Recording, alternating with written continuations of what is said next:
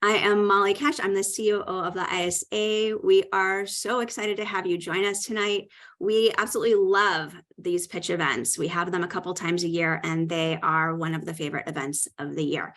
Thanks for joining us. Thank you all of our panelists, Chris and Felicity and Natalie and Dave. We truly appreciate your time that you're taking with us tonight, and we're really excited to hear all that you have to offer us.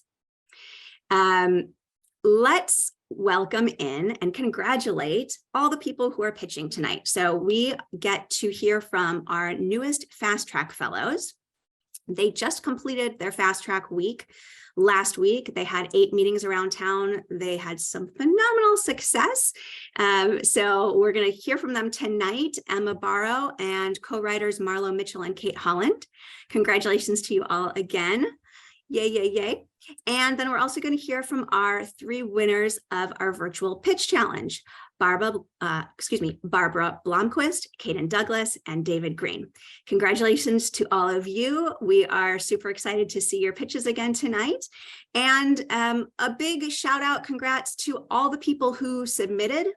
This is not an easy thing to do, a 90-second pitch. It's a different muscle. It's very different than a pitch you're going to go into a room and give to an exec. This is like you're at a party and somebody says, hey, what are you working on? And you're like, oh, this is what I'm doing. So you don't go into a 20-second blown pitch at a party. You've got this nice little 90-second thing you can pull out of your back pocket.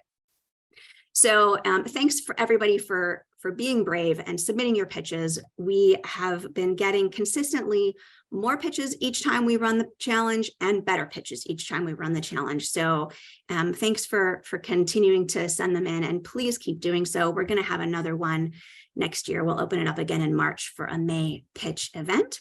So let's say a big congrats also to our finalists. Please excuse me if I mispronounce any of your names. Mika Basson, Ben Cox, Jeremy Davis, Jeremy Den, Jacobo Fay, Leah Gottfried, Ashley Hayes and Marshall Grip Gilson, Sophia Javid and Karen Elizabeth Shantz, Stephen Kaminsky, Joshua Keller Katz, Jesse Keller and Andy Trimlett, Nikki Larkins, Adelita Lopez and Amanda Lopez, Serena McIntyre, Amir Mo, Grace Mulvey and Anton Bagokala, Luke Moiskens, Tok Don Wen, Ben Ann Powers, Mike and Nicole Roberts and Jeff Kerr, Hannah Silver, and Gem Splitter and Alita Thomas. Congratulations, everybody. Thank you, thank you. And a quick thank you to our sponsors tonight, Nickelodeon and the Nickelodeon Writing Program. We are huge fans. We have been supporters of each other for many years, as well as Final Draft. Thank you, Final Draft. They gave a software package to all the people pitching tonight. CineQuest, thank you. They are giving out 1 free script entry tonight, and everybody on this is going to get a $10 off code to submit your script. And New Filmmakers LA, they are giving out 1 ticket to their Los Angeles event this weekend. They are doing a focus on indigenous cinema. So here's how you can win. After tonight's event, tweet out your favorite piece of advice, your favorite little tidbit you got, your favorite pitch, whatever you want, positive, something about tonight's event, and tag at Network ISA. Okay, so one last thing I think I'll talk about. Maybe you've noticed if you've been on the site lately, it's changed, it's new. We relaunched and we're so excited and proud of it. It's been a long time coming. There are a lot of new features and benefits and easier to use and navigate. There are a couple bugs, so please just bear with us, have a little patience. This happens with any new site launch, even multi-million-dollar companies like, let's call Google or PayPal, they have bugs too. So just be patient with us. We're working through them as fast as we can. We will get them all handled. Please do check out the new site. There's a lot of great stuff, including the writer's dashboard, and you can put your pitches up now and share them out. And Shayna, who is moderating tonight, she is our Senior Manager of Events and Writer Relations. She actually offers practice pitch sessions. So if you feel like you want a little work on your pitch, she is the one to go to. She is a a pro at both giving them and taking them. She's been out on the town giving pitches to a lot of big companies, and she's been watching pitches for a long time and giving advice and feedback. And it's a safe place. You don't have to have those nerves that you're walking into in a high-powered exec's office, although she is a high-powered exec. She is very approachable. Everyone enjoy the pitches and break a leg, all you pitchers.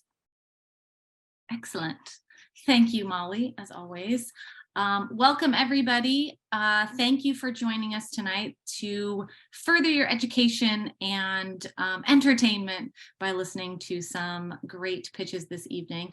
I would like to welcome our panelists this evening who have given up their time to be here and help us work on these pitches and give their feedback, give their suggestions on how to make them better, if they love them, if they feel current, all of that. So I'm going to go around to everybody, and just to make it easier, just tell us who you are and what you do.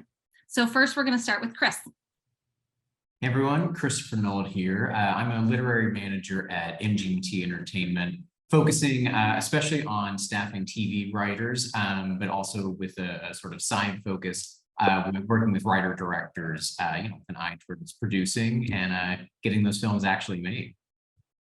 Excellent. Thank you for being here. Next, we're going to go to Natalie. Hi, everyone. I'm Natalie. I'm currently the Director of Development at Abominable Pictures. You may know us for shows such as Murderville on Netflix, or Children's Hospital, or Medical Police. I source new shows and TV and films and podcasts, and I develop them and put them together and take them out to the market to sell them.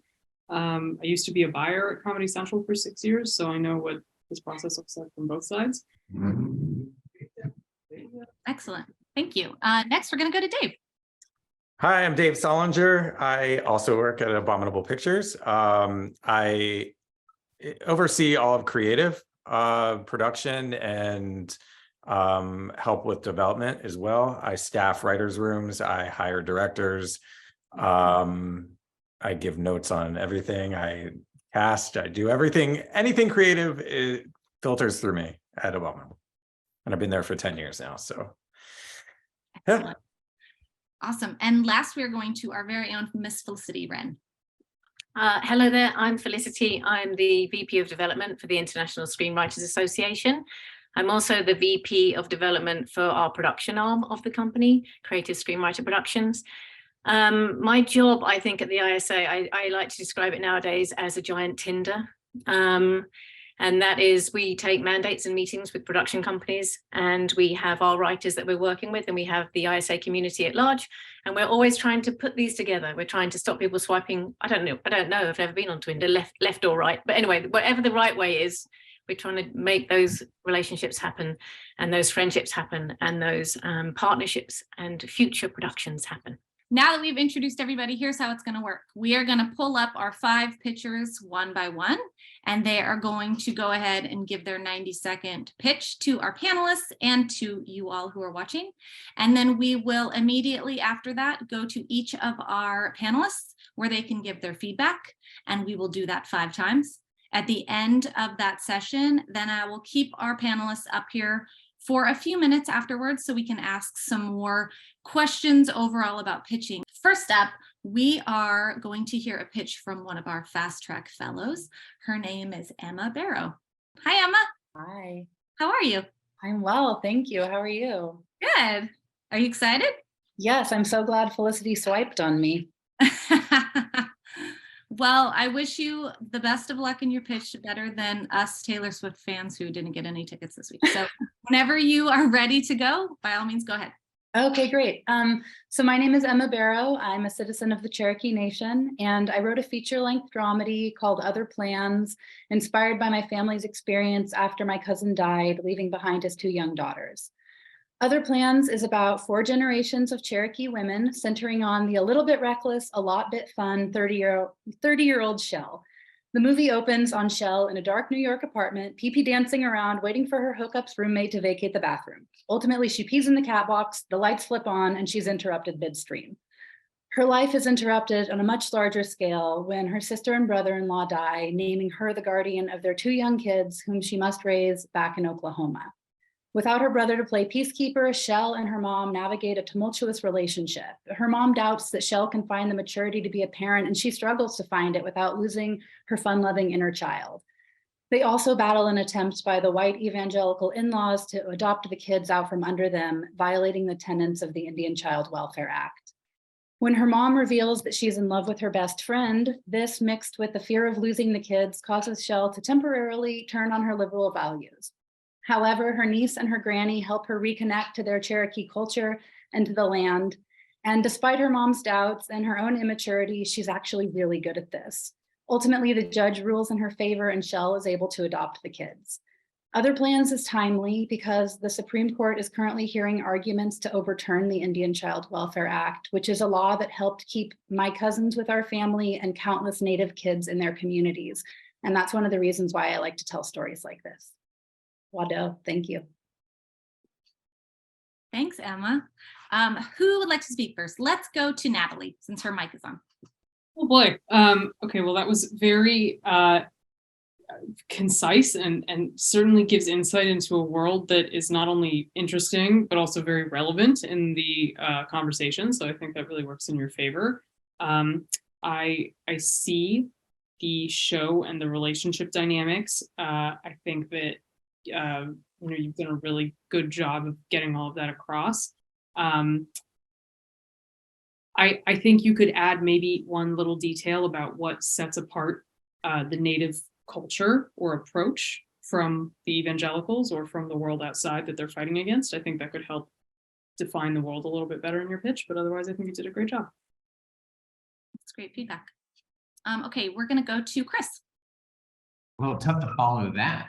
No, I think Natalie really did kind of, I think, hit it on the head. For me, I get who the sort of, Shell, our main character, who the antagonists are, especially what the stakes are. I think that's probably what came through clearest.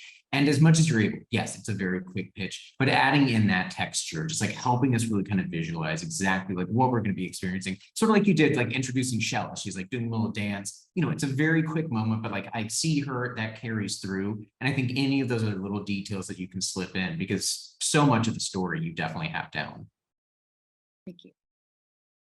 And we'll go to Dave next. My critique is that I think that you have a wonderful story, but my ADD brain kind of gets lost in having rapid fire names come to me. And I get quickly lost and then felt like I was playing catch up a little bit. And I'm latching on to the story tidbits and I'm enjoying them. And I'm like, okay. But then when I get a lot of flourish in your obviously written pitch that then you're reading, and it becomes less conversational, I have a hard time following a little bit. So that I know that you have 90 seconds to get a feature length idea to us, but that's my only critique, because the story sounds great. And I love that you have a connection to it as well. Thank you. All right, and last we're going to go to Felicity.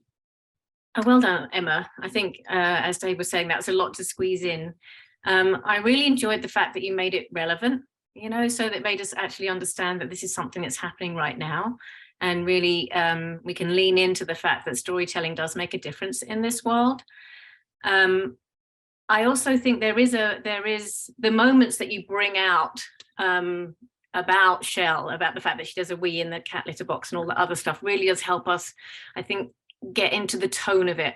And I think that is what I really enjoyed too. And maybe if I would lean into a tiny bit more, it's just kind of like how much fun the script is whilst also dealing with a serious topic. But you did a really great job and I feel like I'm deep in that world, and congratulations. Excellent. Thanks, Emma. Okay, so next up, we will just take a second to bring up Barbara Blomquist. Hi, Barbara, how are you? Hi, fine, thank you. Good. So whenever you are ready, you can go ahead. Okay, thank you. Have you ever had a dream that you just couldn't wrap your head around? Well, then Dream Talk is the show for you.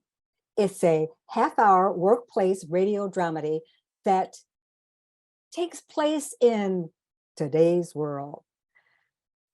When a stand-up comic approaches her mother and her aunt to do a show on dreams, she uses it as a way to conquer the monsters of the id, but with humor. Cordelia Pinkerton is a stand-up comic. She's 25, she's young. She thinks that, well, I'll use a little bit of pop psychology and all kinds of things to get people into dreams.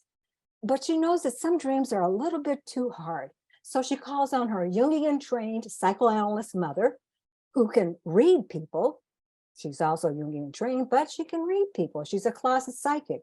But to spice up things, she calls in her aunt, younger sister, her aunt who is her aunt's new age. She's everything. She's a numerology, astrology, you name it, she does it. So the three of them work together to try and bring dreams to life for the audience. The only thing is that you don't know whether they're going to hug each other or hug each other or hit each other. They're three different women with all kinds of different things going. There's two sisters. They're real people. They're a mother and a daughter. There's a young woman trying to find her place in the world. And it's all dream talk. It's dreams that come from the monsters of the id. And sometimes they go outside the studio. Hi, my name is Barbara Blomquist. I have taught dreams and I've had my own radio show. So let's see what Dream Talk can do. Thank you. All right. First, I'm going to go this time to Felicity. Lovely to meet you and well done. It's really nerve-wracking coming up here and doing this. The thing I really enjoyed about your pitch is you. I mean, if you're part of the sales of anything, any show, any kind of idea is the writer, and you come across so wonderfully. You have great personality, you're kind of quirky and yet you're insightful.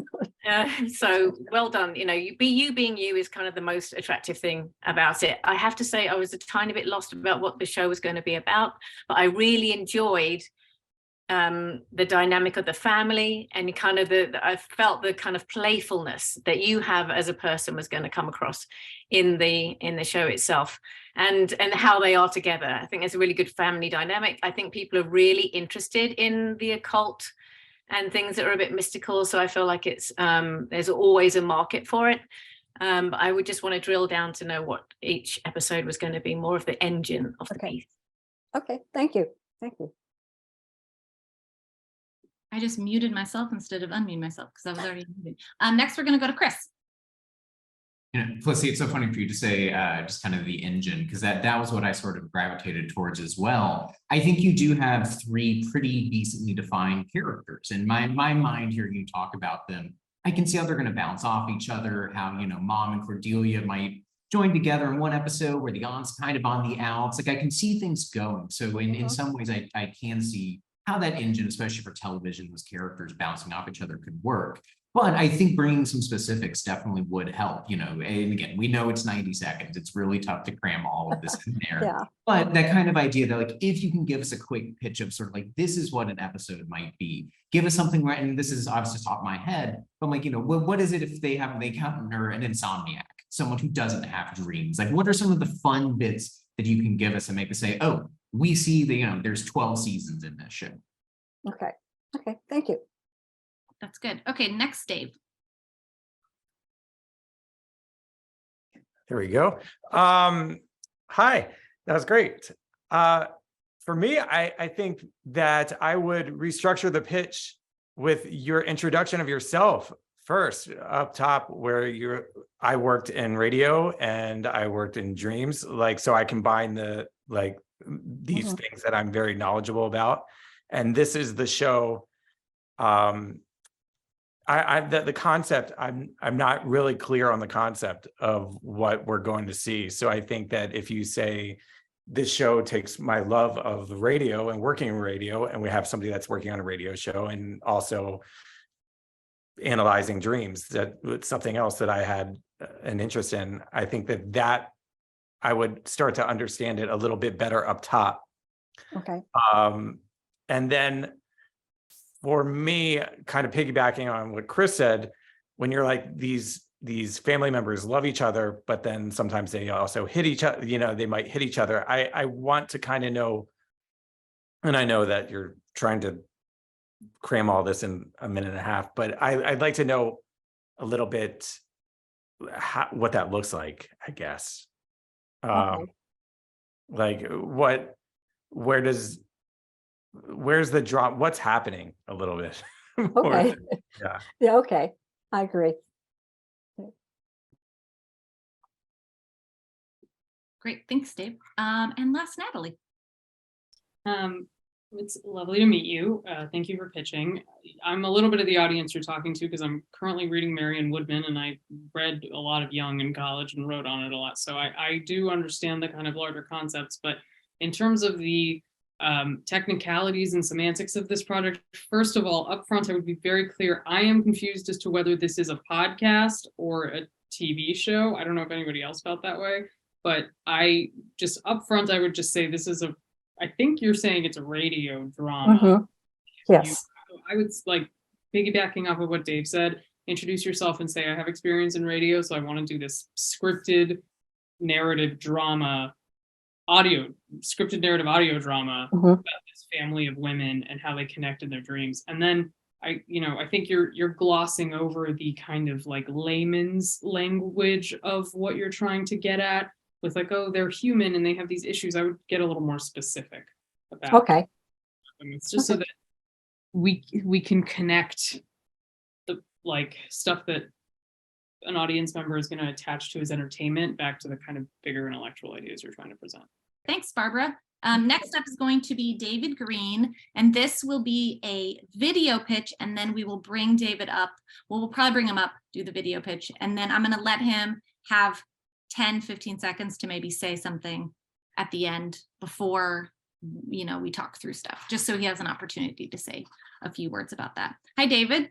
Hey everyone, how's it going? Awesome. Okay, so Molly is going to pull up the video pitch and we will watch that. Have any of you grew up in a blended family? I have. That's what inspired me to write the 11 Tates from my own life experiences and Pixar's The Incredibles.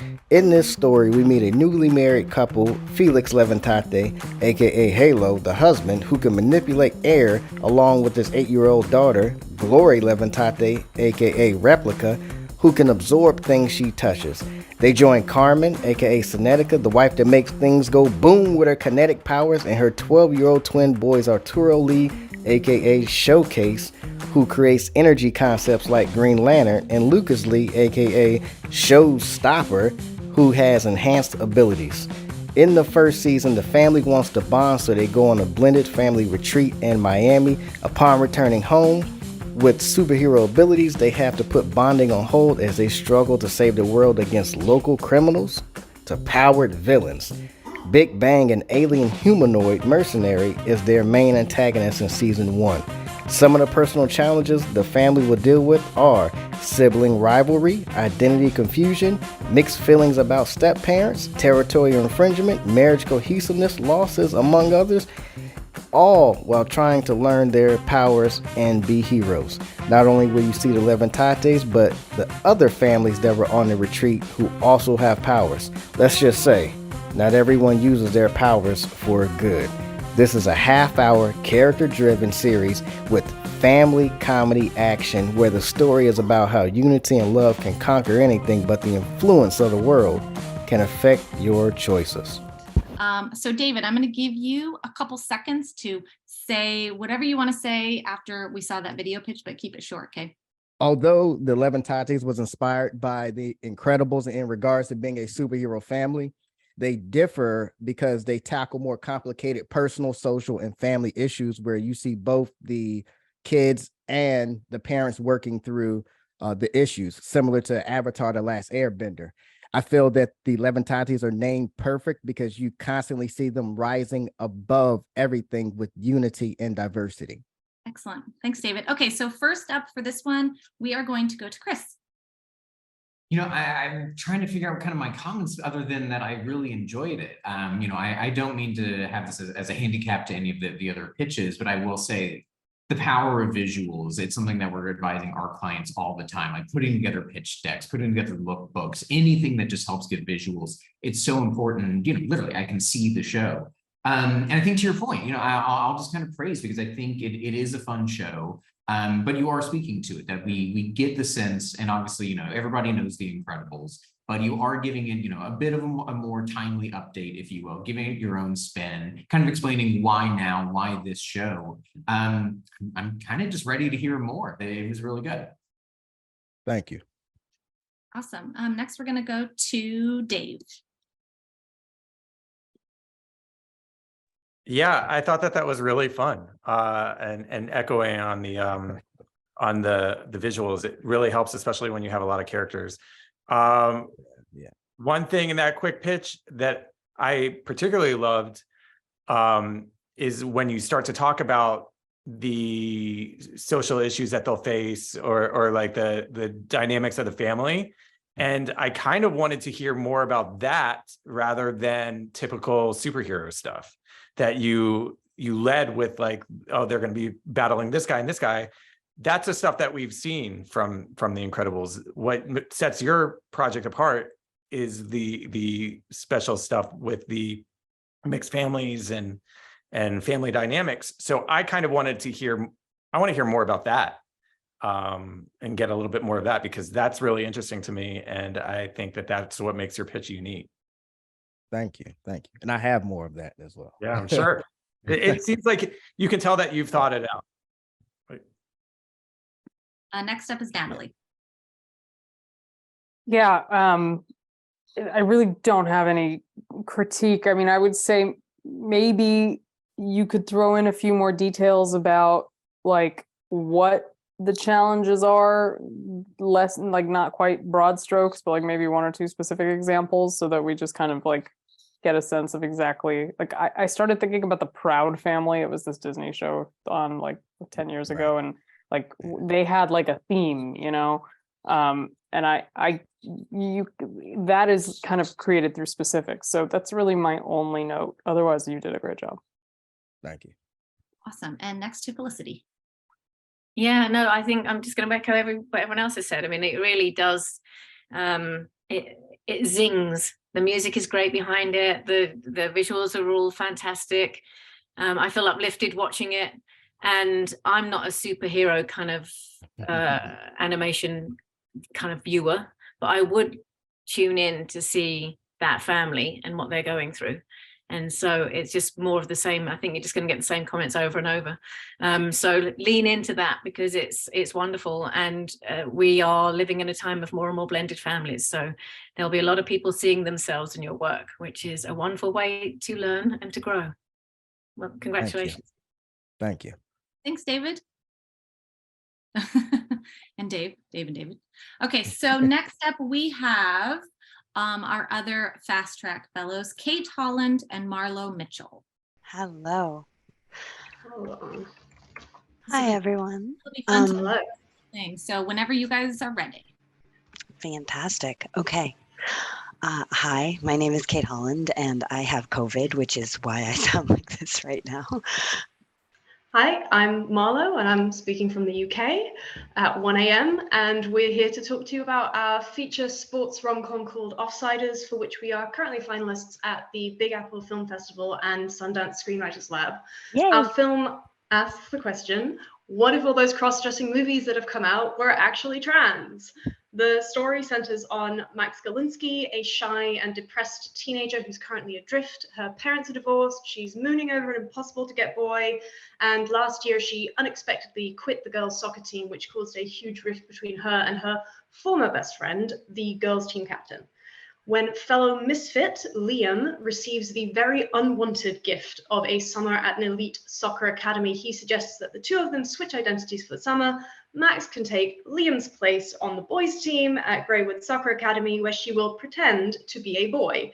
Since it will allow her to be on the same team as her crush, Max agrees to the crazy plan because, after all, what could possibly go wrong?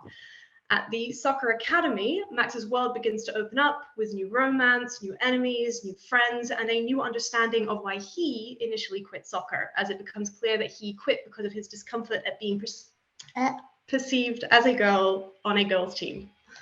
In the tradition of Bend It Like Beckham and She's the Man, Offsiders is a hilarious look at the world of teenage traumas and triumphs through the lens of a sports rom-com. This film is our love letter to the young queer and especially trans kids of today who want to see positive and hopeful stories about themselves and not just films full of rejection and suffering. It's for parents who might be worried about the future for their kids, but Offsiders is truly for everyone, as it's a story about discovering who you are through your passions. If you've ever been a teenager or known one, this film is for you. Thank you. Awesome. Thank you. Okay, so first I'm going to go to Chris. Well, part of me is wondering how we haven't made this movie yet. Like this in the best what we were way kind of wondering. feels obvious. And I'm like, okay, this is actually really fun. This is it, you really and exactly like going to She's the Man, Been Like Beckham, your comps are right on. For me, if I had to offer a modest critique, because I think following Max's journey, I get, but I lost Liam a little bit, kind of like what kind of happened to Liam as they're trading places, like what happens over on that side of things. But really and truly, I think this is a really good, obviously heartfelt idea. You should be really proud of it. Thanks so much. Get better than that. Dave, let's go to you. Yeah, I think it's extremely it's fun. It like and important right now when we're talking about trans and sports right now as well. Like it seems like a very topical thing. I had the same thought about Liam, but like and losing that story. But I think that I don't know. I really don't have any notes except that it's nice, and I just wanted to hear more tonally. What you mentioned the comps of Bend It Like Beckham and She's the Man, but I just am a little bit curious on the tone of it. A little, does it match those movies, or because I don't know, you two are very fun and bright and bubbly, so I didn't know how heavy this gets, because it's a subject matter that's kind of can be pretty heavy at times. I mean, we can speak to that. Is it okay to answer that question? Yeah, absolutely. Oh, cool. That's so good. That's such good feedback for us to put into our pitch, because our whole point is that there's all these films for straight kids, right? Like She's the Man, that are like just hopeful and delightful and bubbly. And the minute you get anything for trans and non-binary kids, it's like Euphoria or something, where it's just like, let's open a vein now. And so we wanted to make something for queer, non-binary, and trans kids that had that light and bubbly and uplifting, kind of almost fairy tale like quality. So it does deal with some serious subjects, but from a very hopeful point of view. I love that. Did okay. Natalie.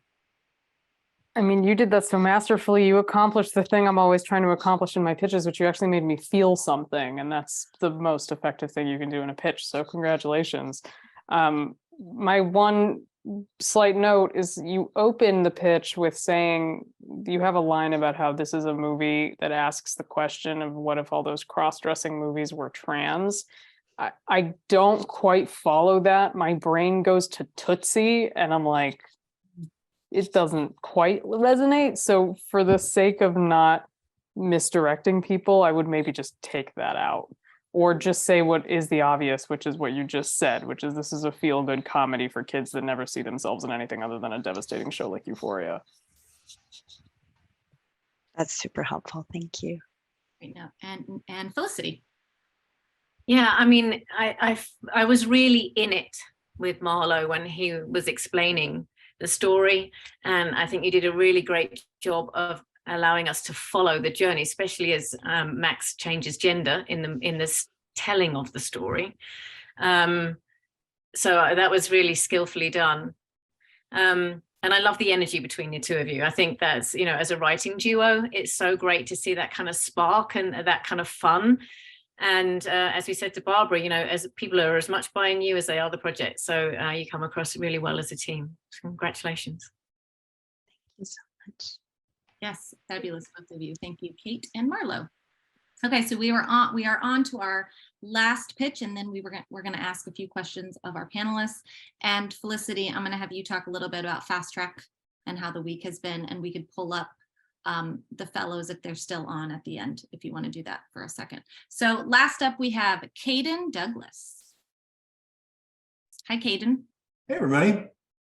Whenever you are ready. Thanks so much.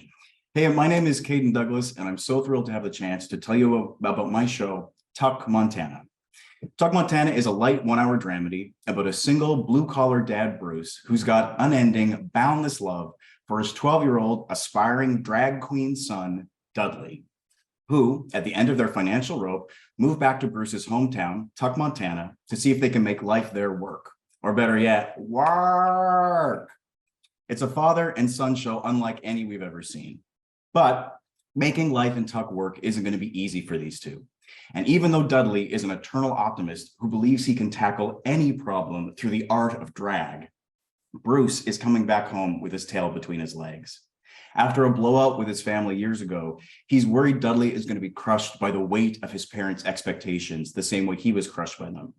But what he's going to come to realize is that this town isn't going to change Dudley. Dudley is going to change this town. And the show is going to touch on some tough stuff, but always with humor and heart, which makes both Gilmore Girls and Ted Lasso great comps for the show. Like Ted, Dudley is going to change the hearts and minds of everybody around him.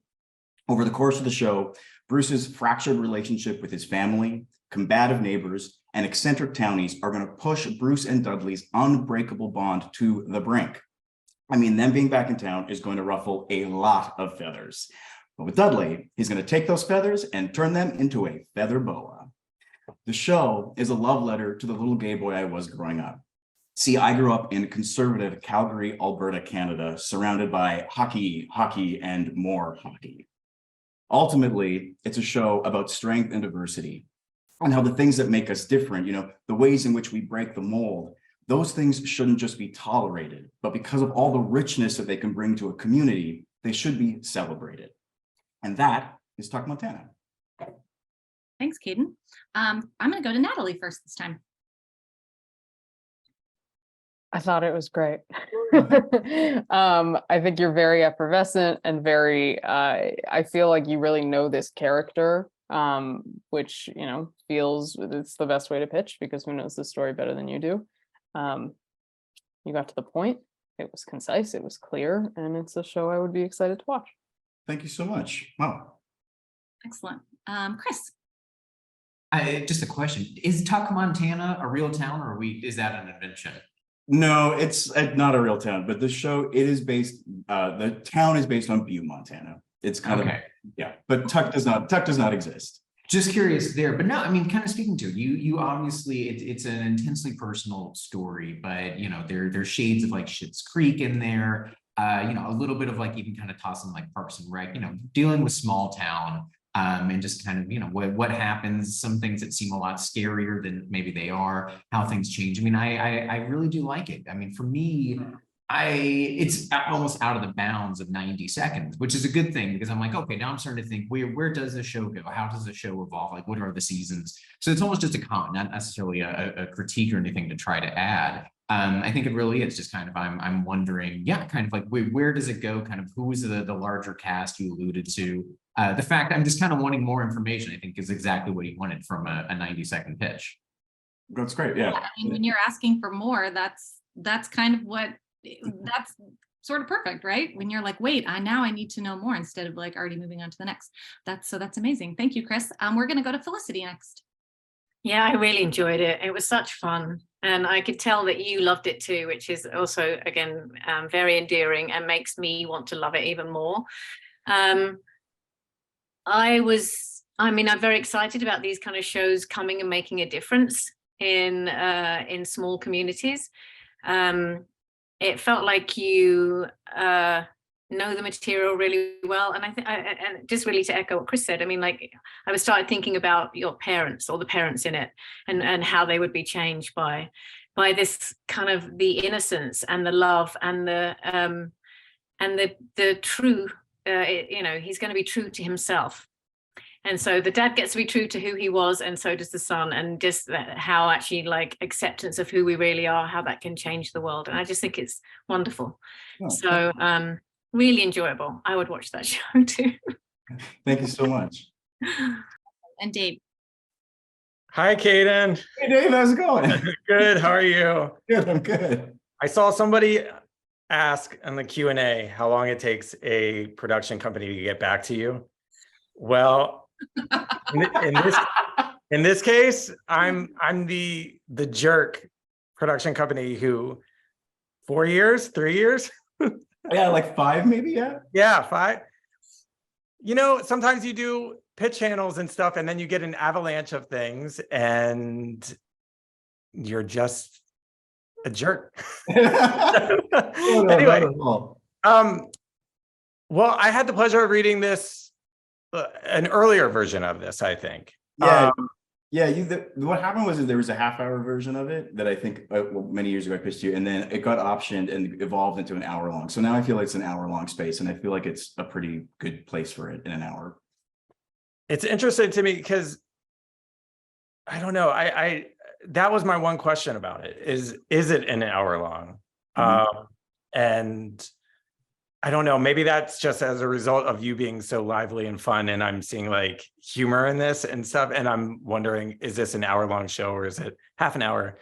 My thing, only critique is that it feels like it has evolved, and the show I don't know. We're talking too much, too specifically about this, I guess, for everybody else. But the story where they move into somebody else's house, is that gone? That's still a part of it, but now there's a bigger part of it is their grandma and grandpa own that house. And okay, so I like this version better, is what I'm saying. I think it's Dudley's story. It's cleaner. It's not muddled with the other family, It's Dudley that's changing the town. I like that. And I think that you've done a nice job of making it better. Is basically what I'm saying. So thanks very much. And I'm sorry again. No, it's all good. I thought that was so funny, everybody, because Dave was like, I think that I've had Kaden pitch me. And then I was like, well, you got to just be honest about it, right? And he was like, yeah, of course. So, I mean, that's sometimes how it works. You got to come back around full circle, right? Yeah. And he did a very good job of checking up on me, checking in. Like it was just your fault, Dave. It's your fault. Yeah, I'm completely owning this one. So sometimes, if nothing else, 5 years later, you get to watch this happen. Well, thanks very much, Dave. Sure. Awesome. Well, thank you to all of our pitchers, and Kaden, that was amazing. We are going to just quickly, Felicity, I wanted to pull up the 2 fast tracks, and if you want to just give a quick, summary of how their week went, and then I'm going to ask our panelists like 3 or 4 questions, and then we're going to be out of here. So I don't know if Emma and Marlo and Kate and Marlo and Emma left. I think she had to go catch a flight, I believe. Yeah, Emma had to fly back. She was in LA for an event. Yes. Hello. Hello again. Marlo, go to sleep. Drag you back up here one more time. All night. Oh, It's all right. I'm still here. I'm actually wide awake now. Yeah. This is better than caffeine. Nice. So Felicity, do you just want to explain a little bit about Fast Track and how their week went? And then we'll get them out of here. Yeah, no, absolutely. I would love to hear just a quick a little kind of sentence or 2 from Kate and Marlo too, just so that they can actually speak to their experience. The Fast Track Fellowship is a premier contest for the ISA, and it really is a fast track for the writers that we choose.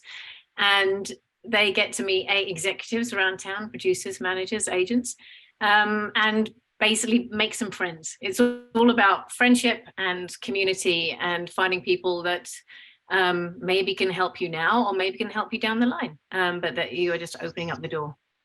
Sorry, Emma says that she's here. Oh, Emma's here. Yeah, I just wanted, sorry. No, I didn't want to interrupt you. I was just like, Emma, I think Emma's here. Emma's here. Emma, come back, Emma. So it's a way to highlight these incredible writers and to give them a chance to meet some people that might be able to help them. And we had a great week, and the meetings all went extremely well. We didn't have anyone grumpy, which was amazing. Pretty much everyone had read the material, which doesn't always happen either. And I think some really great friendships were made. A couple of Emma's TV pilot in the room with one of the agents was sent to Lucky Chap. So that isn't the script that she even won with, but her TV pilot in the room was sent to Lucky Chap by the agent. And another one of the mentors asked to read another one of her TV shows, that TV show. So that has kind of like been going. And for Marlo and Kate, two of the mentors have offered to jump on board and actually take the project out. One of them is straight to a director friend that they have, that they've worked with, and also a sports movie producer. And the other is another one of the producers who is thinking about going out to their contacts too.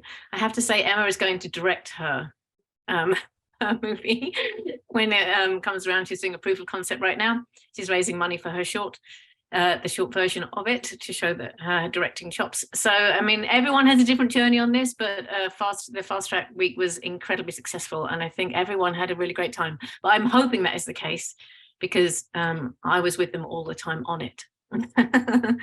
So Kate, how was it for you, quickly? Oh, it was completely amazing. It was, first of all, so great being with you and Jordan and just having you every step of the way. I think going into it, we were quite nervous. We hadn't pitched it yet to anyone, and getting your support, and then just meeting some really lovely people and hearing their feedback. We have a lot of really actionable things, lots of sort of advice that we can sort of take in now, and as well getting the interest from a couple of the mentors was incredible. So it's just been a real whirlwind, and then my body was like, all right, and now you shall never speak again. No. I love that. So croaky. It sounds very nice though. Emma, would you like to Yeah, thanks. I changed my trip around a little bit, so I'm still here. Yeah, it was I totally echo what Kate said. It was like, I felt so supported, and it was such a positive experience, really amazing feedback from everybody. And just like having people read your material, it's just so special. I feel like it's really hard to get folks to read your work. And so when they did, and I got to, getting to talk about it, and everyone was really excited about the idea of the short. So I highly recommend applying to this. I loved it. So grateful to ISA and everyone who I got to talk with. I love that. And finally, Marlo, if you can have a little chat. Also, Offsiders is your story, isn't it? Which I don't think we really... Yeah. I don't know if I'm supposed to say something about that as well. So Offsiders is very loosely based on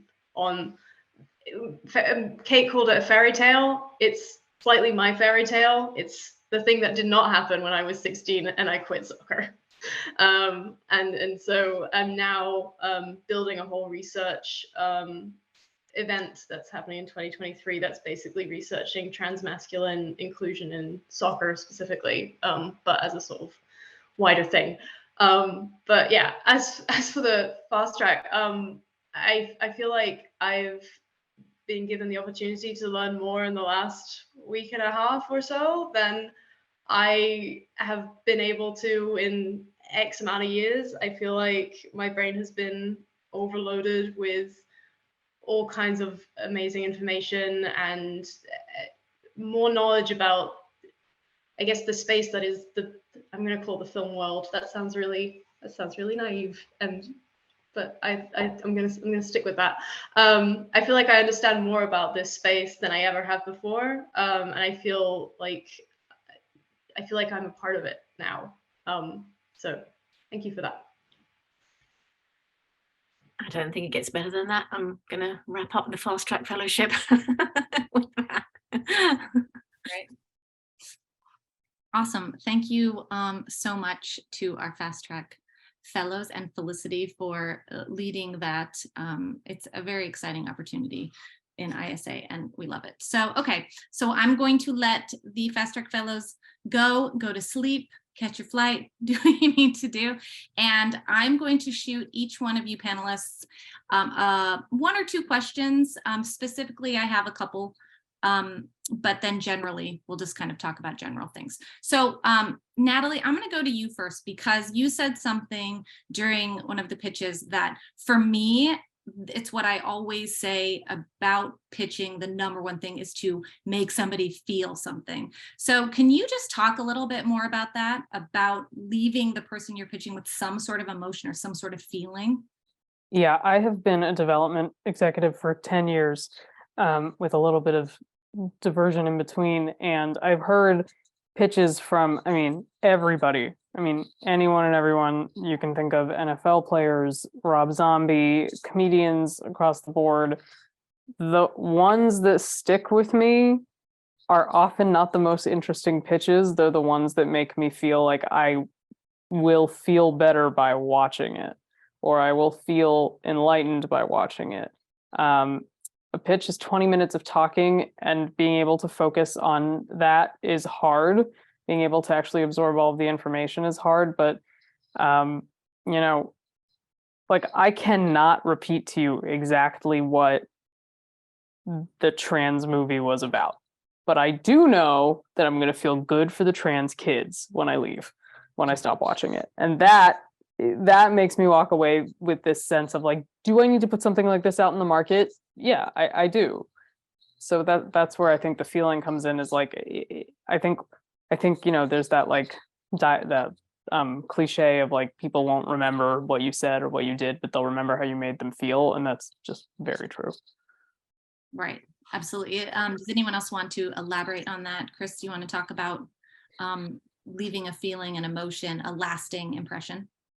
No, I mean, I think it is really important because, you know, ultimately, you know, film, television, it is an emotional medium. You know, no one's just trying to kind of watch 2 + 2 = 4 + 2 = 6. You know, it is supposed to be communicating real emotions and real empathy. And so that's what's always important. And I really do say, you know, when you look at a log line, it's just 20 words, and that works to trigger an emotion, you just build from there. So like when it works as a log line, it'll work as a 90-second pitch, it'll work as a full 15-20 minute pitch, it'll work as the feature. You know, it really kind of goes down. If you can get it there in the log line, typically you're onto something and it'll carry through. Excellent.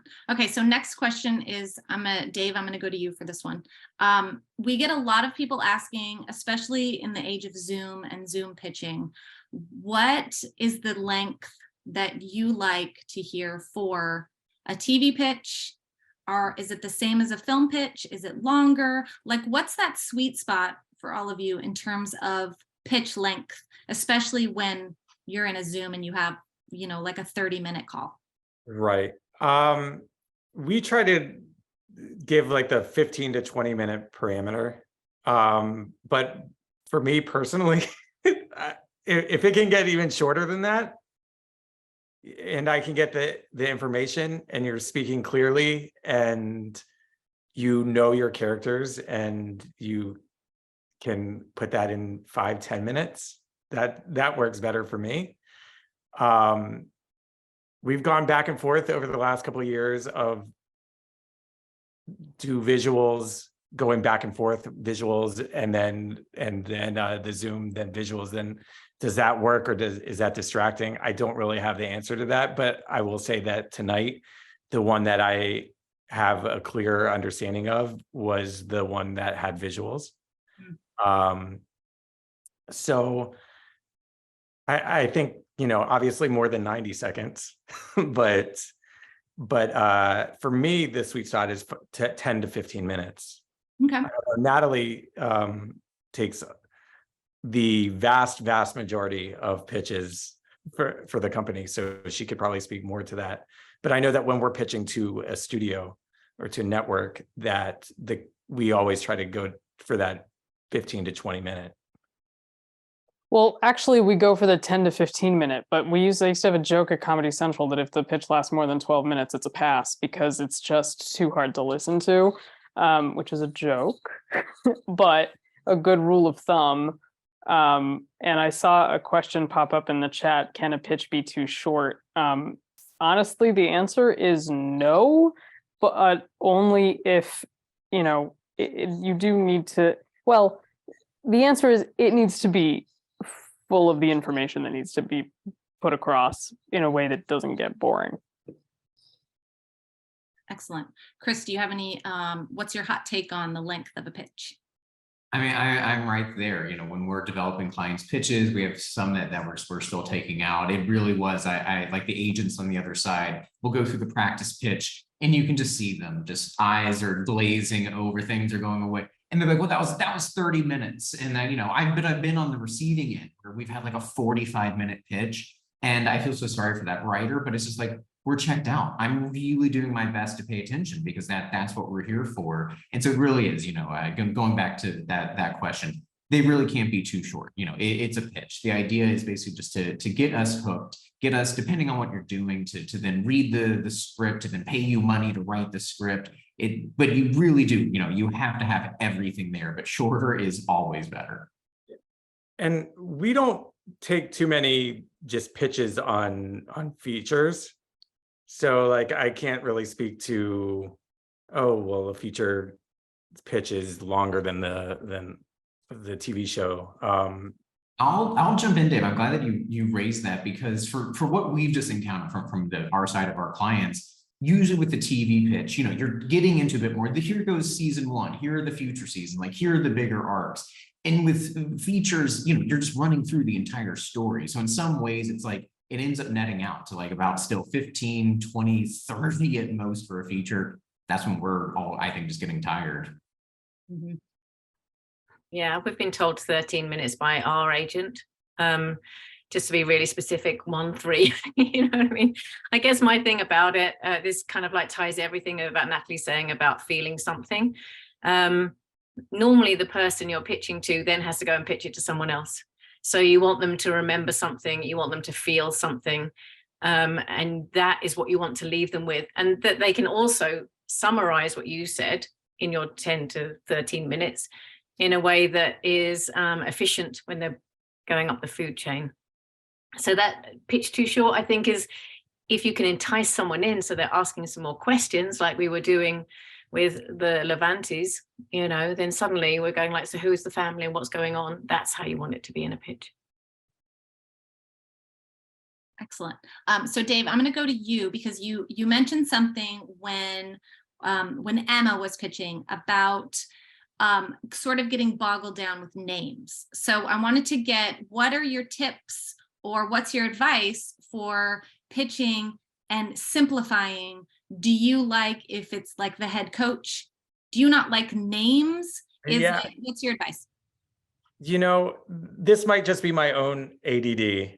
But also like whenever I read the back, and when I'm at Blockbuster in the 90s and I'm reading the back of a movie and they go, so-and-so plays this person and this is his name. And then I start to, it's like, just tell me a guy walks into this world and does XYZ. I don't need to know names unless I'm tracking like a long story. And I just need to know the gist of the story with confidence. Somebody just needs to come in and confidently speak about the project that they worked on, and they know it better than anybody. Just tell it to me like you're talking to a friend. I don't need the rehearsed jokes. Just tell me the story. That's my pitch style. And I've noticed that the pitches that we've taken out to studios, the ones that do best are the ones that are just filled with energy and people who confidently speak to somebody as a normal person, and they can convey the idea and get the person laughing just organically. Excellent. Natalie? Repeat the question, please. I got lost in Dave's. Do you have any tips or tricks for pitchers just about maybe simplifying and making things easier for the listener, the pitchy to take into their brain. I always think of it like as I'm somebody standing in a white room and I have to build out the story. That's kind of my visual brain, is like, okay, what is this and what am I picturing in my head? So do you have any tips for our viewers? Yeah, focus on the main character or main 3 characters max, if it happens to be an ensemble. I wouldn't even really talk too much. Sometimes people in pitches will like go on to like talk a little, like touch on the other characters. I wouldn't do it unless you do it in like very broad strokes. It just doesn't resonate. And I would include one very distinctive characteristic about each character so that the name sticks when you're talking about them in process. That's good. Thank you. Chris, what about you? What are your tips? A lot can go back to visuals. You know, I mentioned not only where you're going to have like a full visual reel or a visual presentation like we saw, but, you know, again, putting together basically it's just a PowerPoint that you're kind of clicking through. But we tell our clients, cast these characters, like use a recognizable face. Like when we see Tom Hanks, we're going to be like, okay, we get with that characters, we're going to remember as you kind of continue to go through. And really kind of going back to, it's like, usually we do not need names, you know, and, you know, not to go back to log lines, why that's on my mind, but it is one bit of advice. I'm like, I don't need to know your main character's name and a log line, but if you're telling the story of Albert Einstein, yeah, you should probably include it there. But yeah, by and large, it's much more like, who is this person? It goes back to just that emotional connection. Like we can really identify with someone else, but not necessarily, you know, Joe Schmo. Excellent. And Felicity? I think it's about your connection to it as well. I feel like nowadays with authenticity, it's really wonderful if you can explain why you're the person that should tell this story and then use your story and the story to make an imprint in the executive's mind. We're always trying to find reasons to remember someone against the reasons to say no, which is most of the time. So I think kind of bringing yourself to the table, realizing you're part of the package too. Yeah, that was actually my final question, is how important is it to all of you to hear that personal connection, whatever it may be, if you are a former radio host, if you are somebody who grew up in this same small town, how important is that for all of you? And do you want to hear that upfront? If it's relevant, or is it something that you like to hear at the end or just in like materials that are left behind? And Chris, I'm going to go to you. Yeah, I mean, I think it's basically almost as important as what is your actual talent, what is your actual writing skills, what's the story that you're telling. You know, I mentioned that I do a lot of work with staffing writers, and a lot of the time when we kind of get the idea of like what are the needs on this or that show, you know, it is needing some of the background of, you know, I mean, you think about like a medical show, they need people who grew up where their fathers or mothers were cardiologists. You know, you do need to kind of lead with that background. I think it's extremely important, and obviously, you know, there's a right shift and a focus about representation in Hollywood, and that's what's needed too. You know, it can sometimes be a little strange, and it comes up. I'll just use the example where it's like, we'll read a story set in the Holocaust, and this comes up more often than you all might realize. And we kind of pause and we wonder, like, who is the person telling the story? Where does this come from? But like when there is that real connection, those questions go away, and I think it just becomes that much more meaningful. Okay. Natalie. Yeah, and on top of that, I actually think that the introduction of who you are and what your connection to the pitches is probably the most important part, because the reality is that a buyer may not buy your pitch, but they'll remember you. And if they think you're interesting and if they like you, they'll bring you back for another meeting, and it's that making that connection with somebody as a person is like, I mean, it's number one in sales anyway, but for this in particular, like make yourself sound as interesting as possible so that people want to keep talking to you. Excellent. Okay, so I'm going to wrap this up now and go around to each of you and just give your final thoughts about tonight, or, you know, taking meetings in general, pitching in general. And Dave, maybe you can touch on, there's a question in the Q&A about if you send somebody your pitch or you pitch to somebody, how long do you wait before you reach out and check in with them? And should you send a gentle inquiry? Like, how much should you continue to sort of check in before you say, okay? Yeah, well, the answer, I guess, is how well do you know this person? I guess is that's how often you should check in. But yeah, I mean, we all have lots of pitches that we're looking at, reading, working on. We're working in production sometimes. We're working on, so like things happen. So you have to be a little bit patient. Typically now, I like to say, if you haven't heard from me in X amount of days, you feel free to reach back out. I try to give myself deadlines. I've tried to get better at this. But I think, checking in every once in a while, like, is fine. Like every few weeks, a month, like, hey, just checking in. Have you had? And Kaden did a good job of that, by the way. But also, I saw a question about sketch samples. Mm-hmm. I don't think we've read very many sketch. Like, it's just like, if you're sending out sketch packets, sketch is very difficult to sell right now, especially if you're not an established group. Like, so a sketch packet is something that, Natalie, correct me if I'm wrong, I don't think that we would really look at very often, unless we're staffing a show. Like we do a show called Murderville, that's a little bit improv kind of game. So maybe we would take a look at a sketch sample if it was submitted by a rep along with a narrative script sample, but I don't know, we don't read too many sketch packets. Yeah, there was a time when sketch packets were really popular and everybody was doing a sketch show and SNL was looking for sketch packets. I mean, I think that the pendulum will swing back around at some point, but with sketch, it's really important that you have a group and that you perform with them and that you get your performances out in front of executives and agents and managers. That's the best way to go about that, because just writing a sketch packet is not, it's kind of futile if you're not part of the performing group as well. Okay. So Dave, what are your final thoughts? And then I'm gonna my final thoughts are, everybody did a great job. I'm very interested in all of the stories, and would love to stay in touch with anybody that wants to send anything, or but my ultimate advice is, what the hell do I know? Like if you guys if you're confident in your project and I said anything that you don't agree with, screw me. Like, just keep pushing, and you'll do great. I don't know. I mean, I like that. Yeah, nobody knows anything really, right? Yeah, I mean, we're just all trying to fucking figure this out. Totally. It's true. Natalie, we're gonna go to you for final thoughts.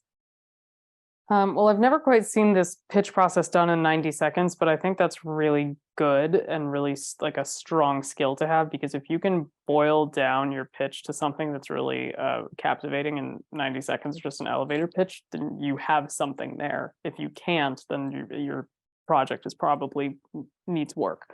So this has been really great. All the projects were really interesting, and the pitches were succinct and effective, and I really enjoyed it. Awesome. Thank you. Chris. No, I mean, likewise, I really enjoyed this. My first time kind of participating with you all, but I was really impressed. I think the stories were great, presentations were great, pitches were great. Felicity mentioned something earlier about, we were talking about the length of a pitch, that eventually that exec is going to go tell it to their boss and tell it to their boss. And I think it goes back to, and Kaden was a blast and had great energy. And some of that is too, like, you as the person pitching does have to excite an executive enough to put kind of themselves on the line to then go tell their boss, who's going to tell their boss, who's going to have to convince a studio to put money in. So that enthusiasm, a great story. I mean, I think we saw that from everyone tonight, and just keep it up. It's really what's needed, I think, to get your projects made. Excellent. And Felicity, I'm going to end with you, because you always give us some wonderful feeling that we get to leave with. Well, thank you. I think the main thing is to know your story. So really know your story. and concentrate on you and your connection to it and enjoy the process. As Philip Seymour Hoffman said, he said that even when he was auditioning, he used it as a chance to perform for the person he was auditioning for. So he took it as a performance. So it wasn't just an audition, it was a chance for someone to see him acting. And I think you should feel the same with when you are pitching your story. This is a chance for you as a screenwriter to talk about your story, to talk about your characters, to talk about you as a writer, and someone in the room is listening to you. So that's really kind of wonderful. So enjoy the process and just keep going. Don't give up. Excellent. Well, we are finished for tonight, right at 6:15 like I had planned. Yes, I love when that happens. Thank you everybody for joining us. Thank you to our panelists. Thank you to Felicity and our Fast Track Fellows for being involved, as well as our pitch winners. Congratulations to everybody. And we will see you the next time around.